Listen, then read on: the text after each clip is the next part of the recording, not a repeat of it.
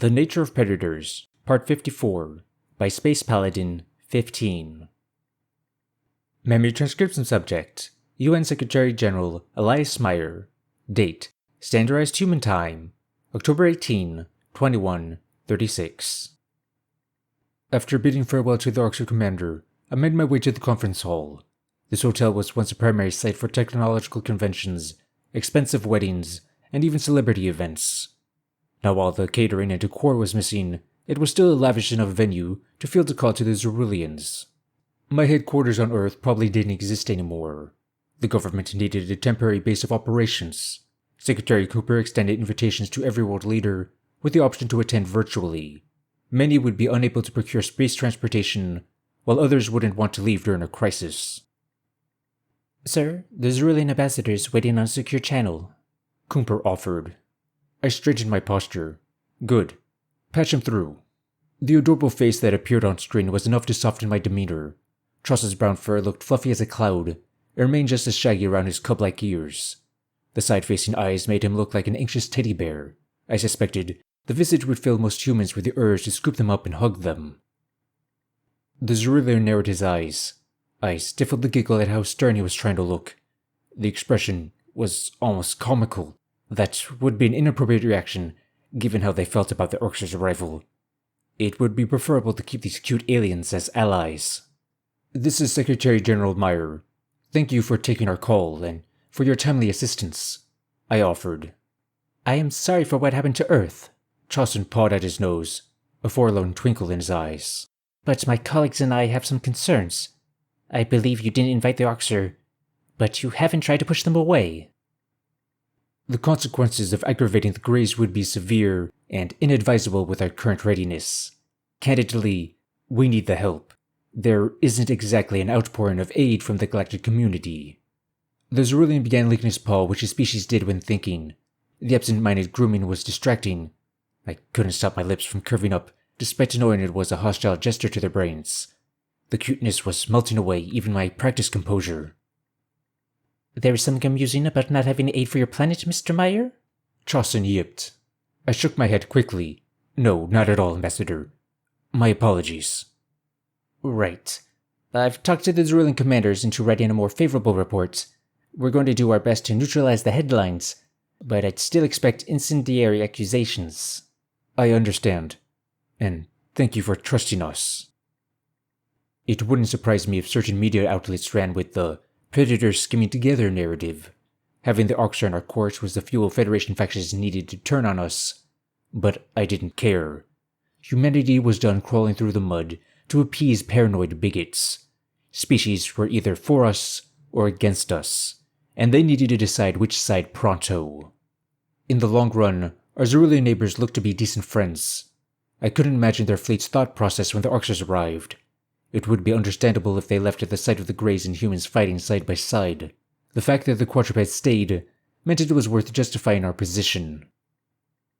"It's the least I could do," Chauson purred. "We want to help with the rescue efforts. We have thousands of hospital ships in the system you call Proxima Centauri. That's where I am now. Our military may be unimpressive, but our doctors are second to none." "Medical assistance would be appreciated, Ambassador. Please send them at your earliest convenience." My voice took on a pleading lilt, contemplating Earth's desperation. "If there's any information you need about human biology..." "The Vanille data has given us a baseline, but the issue is sending unarmed civilians into an Orcser occupation. I want to help you, but how do I authorize that order?" "You want me to get rid of the Greys first?" "Yes, for our safety." "Chauson, with respect, they haven't attacked a single one of your ships so far." "I'm sure that the monsters who snack on our cubs have benevolent intentions towards the Zerulean race. I should invite them over for dinner." "That's not what I meant. Human lives or..." "What about our lives? These are good, selfless people." With emergency services down in most metropolitan areas, there was nobody to respond to medical calls. Anyone who suffered a heart attack or sustained serious injuries was on their own. I would prefer Zerulean medics tending to our people, rather than famished Orcser. That said, Isif's forces were the only protection Earth had right now. We needed both of their offerings. "As I said, I'm unwilling to aggravate the Orcser now. I replied. But I'm confident this commander will not attack your doctors. Chaussen bared his tiny teeth. You can't be confident enough. The Auxer are not trustworthy. They're sapient-eating fiends.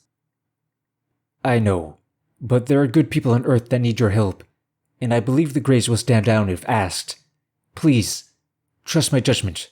This one time. Damn it, human. I'll send the medical ships, but if anything happens to them, this is the last Cerulean aid you're getting. We're not expendable. I inwardly cursed this gamble. Thank you. Cooper, please contact the Chief Hunter. Let him know the inbound fleet are rescue workers and are not to be harmed. The Secretary of Alien Affairs departed with haste. The Cerulean scientist began pacing in a nervous daze as he sent a transmission to his men. Humanity would remember the quadruped's heroism for generations. I didn't know how we could thank them enough. A close-knit alliance might form out of this tragedy. What am I going to do about the other friendly diplomats? They showed just how much they care for Predator lives. A bipedal sapient popped up in front of the camera, as though my thoughts summoned him. His coarse pelt was the tone of a red fox, and his face had some white markings. I racked my brain, identifying him as a Yotul. It was all I could do not to launch into a tirade against his inaction. What was Ambassador Laulo doing with Chaussen? I'm sorry about Earth 2, the marsupial barked. Humans have been the only ones that treated us as equals, rather than a charity case. I narrowed my eyes and forced myself to maintain a level tone. The Ceruleans didn't mention we had company. What can I do for you? I just want you to know that we do care about what happened to humanity. Stars, I feel stupid saying this out loud. I really wish we could have helped like Chaussen. Those words are easy to say, aren't they? Why didn't the Yotul raise a claw? The Cerulean ambassador watched in silence, flicking his ears in discomfort. I urged myself to rein in my fury for his sake. This wasn't a discussion to have in front of our newest allies. Holding the bystanders accountable could alienate our neighbors. Laulo averted his gaze. We don't have our own fleet yet to send you, so I guess we're useless to you. We're the newest uplifts. Guess you think we're worthless primitives now, too. I mulled over his explanation in silence. That did alter my perspective if the Yotul hadn't developed any military assets to mobilize. It didn't sound like the Federation had done anything more than dump technology in their lab and expect them to figure it out. Perhaps the apologetic sentiment was worth something. Anyhow, I scrounged up millions of volunteers to help you rebuild, the Uplift grumbled. We have lots of untapped resources and it's labor if you want it. We'd need external transport to get to Earth. I'm sorry that my offer is so underwhelming. I raised my hands in reassurance. We would love any help you're willing to extend. Aid doesn't have to come in a military form, Laulo. Maybe we can teach you a thing or two about our engineering. Really? You would do that? Of course. We're still new to Federation technology ourselves. The two of us can figure out their secrets together. The Yotul's expression was the image of relief as he squeezed his eyes shut. I felt sorry for the poor guy if he was expecting to be rebuked for technological deficiencies. Perhaps this exchange was reason enough for me to move the goalposts. Anyone who offered assistance would be in my good graces whether it was military or not. Some of our allies might have been too scared to fight, which could be fixed. They might have been too far away, or didn't have spare military resources. Chaussen gave the Uplift a friendly nudge. You can ask us for help too. I knew I was right to bring you along.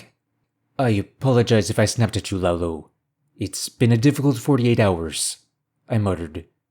Have you guys heard anything from the other human allied races? The Cerulean sighed. No, I'm afraid not. I pursed my lips. If no additional species expressed the slightest concern for a predicament, that lessened the possibility of extenuating circumstances. According to my sources, the Mazics and the Sifkids hadn't been partial to us. Maybe the absent races had blamed us for killing their diplomats because of our predatory compulsions. Should I even bother reaching out to any of them? My throat felt dry. Well, I appreciate both of you. Please keep in touch if you have any concerns. Chaussen waved a paw. Wait, Meyer? I know now may not be the right time, but there was an idea I'd like to mention at least. Go on. The Ceruleans and the Yotul are both interested in a human exposure program. Lalo chimed in. Like you did with Vanilla at first contact. Chauson flicked his ears. Obviously, some civilians are going to be sharply exposed with rescue efforts, but I still think it's important to foster understanding and discussion in a controlled environment. I nodded. We'd be amenable to that idea, though any human candidates will carry emotional baggage after this attack. I'll see what I can do to set that up. Excellent. Take care, Meyer, and let me know our hospital fleet's status regularly. The Zerulean terminated the call, and I flopped down on a chair with exhaustion. Human participation in exchange programs shouldn't be an issue, given how cute our helpers were. A few friends in the galaxy was a silver lining. The future ahead of us was going to be rife with war and suffering. We needed to maintain some positive relations to stay sane. I fished out my holopad and contemplated the address I was livestreaming tonight. My original speech was mired with blame and bitterness, focused on revenge. There was room for such sentiment, but that was also how the Arxer ended up with such a warped ideology. What humanity needed was hope. The first words spilled from my fingers in a burst of inspiration. To the people of planet Earth who have been preyed upon by an unreasonable enemy, I know you are grieving the innocent blood that has been spilled this week. You feel hurt and anger for the loved ones taken away too soon. I share every scrape of your pain. What I want you to know is that humanity will endure, and that we are not alone. Not only do we have each other, but we have friends who stand with us. The Zeruleans and the Vanille fought with us, and gave us back a sliver of optimism for a better life among the stars. It is time to unite with everyone who believes in our ideals, to stand as a single species with a single purpose.